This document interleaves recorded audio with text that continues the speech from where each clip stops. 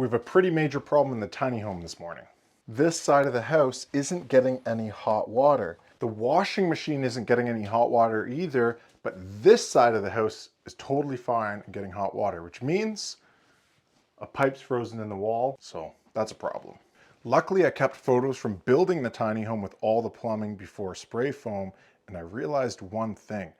There is a stud that's together here, and there's a little space at the bottom, and I'm thinking I know what's happening. If I watch this time lapse of sheeting the tiny home on the outside, I leave a joint on this gang stud, which might be allowing air sucking in to between those studs. So let's see if my hunch is right. I can actually feel where that sheathing laps. Let's open it up and see if I'm right. Well, look at that. There is frost behind our house wrap here, which means it's breathing in or pushing air out.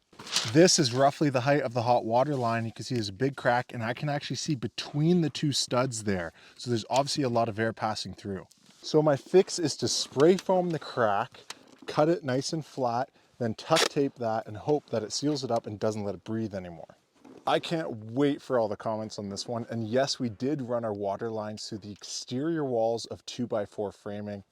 Sue me, it works everywhere else except for this obvious crack between the gang studs. So anyway, I think it's gonna work. It's been 2 weeks with many nights below -30 and we haven't had a problem. It looks like those studs were just too far apart, allowing a lot of airflow in, plus the sheeting allowed that gap as well. Let me know in the comments if you've ever had to deal with frozen pipes, and follow for more.